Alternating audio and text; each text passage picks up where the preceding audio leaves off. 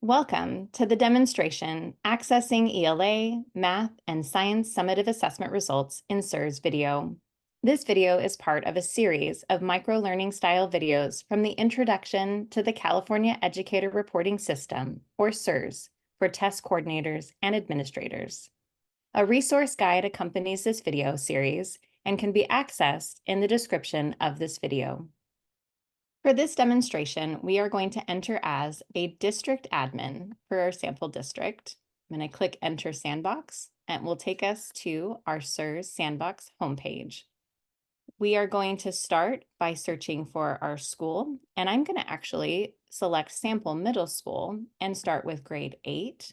I'm going to hit Search, and it's going to take us to our SIRS results page. I have a lot of assessments that I can select for grade 8 if I expand the list by clicking on that plus sign. I'm going to select my grade 8 ELA summative assessment, and I'll deselect summative LPAC. My results will pop up right underneath the assessment section, and I can view my grade 8 ELA summative assessment results. I have 320 results. I have my average scale score, which is 2581. I can see my achievement levels. There are 4 achievement levels from standard not met to standard exceeded. And the default will show me what % of my students scored in each of those achievement levels. If I wanted to change that to number, I can go ahead and toggle at the top and change those totals to number versus %.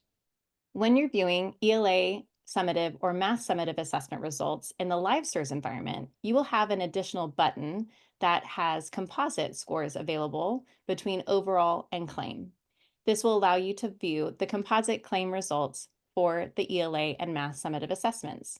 This feature is not yet available for the SIRS Sandbox. If I want to get more information and view the results by student, I can click on the link, Show Results, and that will open up an additional view for my results by student for grade 8 summative ELA. The default, again, is our alphabetical by last name, but I can also sort by achievement level. One click will take us to our lowest achievement level. An additional click will take us to our highest achievement level, and it will resort our students by achievement level.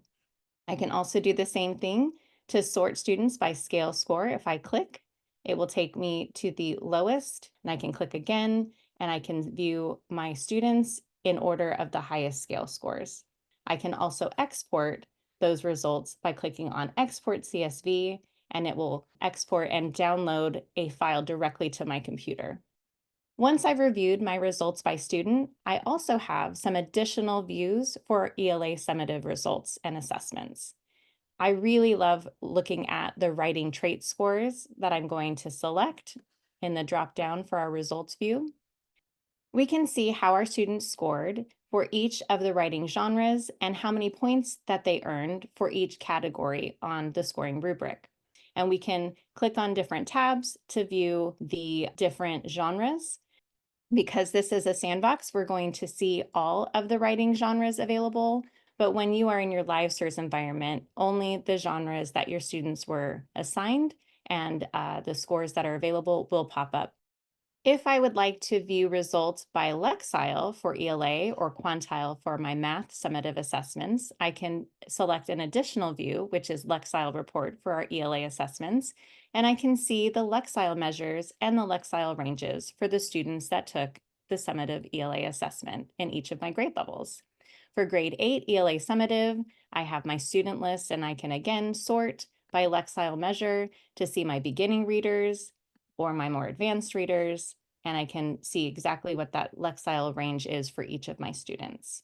If you are viewing your math summative assessments, instead of Lexile report, you will see Quantile report, and you can view the quantile measures and ranges for your students. For the next part of this demo, we're going to take a look at our high school CAST assessment results by selecting Sample High School. I'm going to start with grade 11 and hit search. Now we can select the plus sign to expand the selected assessments window, and I'm going to find my CAST summative. I'm going to deselect my summative alternate LPAC or whatever most recent assessment might be defaulted. Once we've selected our high school CAST summative assessment results, we can minimize the window, and we will be able to view on our results view page the high school CAST summative assessment results for grade 11. We have 326 available results, and we can see the student score distribution with our achievement levels for the CAST assessment, as well as the average scale score for the students that took that assessment.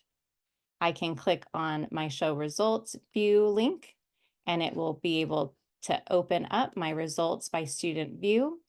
And I have, again, my achievement levels. I can sort those from standard not met, level 1, all the way, if I click again, to standard exceeded, level 4, and I can sort by scale score as well. We can look at our domain level for any of our CAST summative assessments, which will break it down by the domain level distribution for life sciences, physical sciences, and earth and space sciences. And it will have our color-coded achievement levels for each of the domains. When we're reviewing our results by student and we have the domain view at the top, it will also change the view in our results view in the table below. And you can export that information if you wish, right directly to your desktop. We also wanted to point out that you can select and view results from your California alternate assessments for ELA, for math, for science. We also have our Spanish assessment available, and you can select and deselect the different assessments in your assessment window. As a district or site administrator, you will have some additional administrator tools at the top of your SURS Sandbox homepage. One is the custom aggregate report, where we're going to dig in and pull a target report, and we are going to choose our sample district. And we can also choose the subject areas where we want to pull our target report. Let's say I'm going to look at ELA, and I'd like to look at that grade 8 ELA summative assessment. I'm going to select my academic year, and I can usually leave our validity and completeness. I can use some advanced filters if I want to look at a specific student group, and then I can give my report a name. I'm going to hit Create Report. Once my sample target report has loaded, we can see, again, the number of results that are available, the average scale score. For each of the targets, it will give me performance relative to the entire test and how students as a whole did either better, similar, or worse, as well as the performance relative to standard met or level 3. I can see for target 1 in key details, for example, they are near the standard met for level 3. There is a common question about summative assessment results. How long after test administration will summative ELA, mathematics, and science results show in SURS? The answer has two parts. The Smarter Balance summative assessments for ELA and math and the California Science Test are usually released in late May. The California Spanish assessment and the California alternate assessments for ELA, math, and science are usually available in September due to post-equating. Another common question about results in SURS is, how do educators access target reports for Smarter Balance summative assessments if the group has less than 30 students? Since the target reports in SURS require a minimum of 30 students, it is recommended to create a group of at least 30 students to be able to access target reports. There is one more common question about summative assessment results. Will teachers have access to results for their students from last year and for their students in the current year?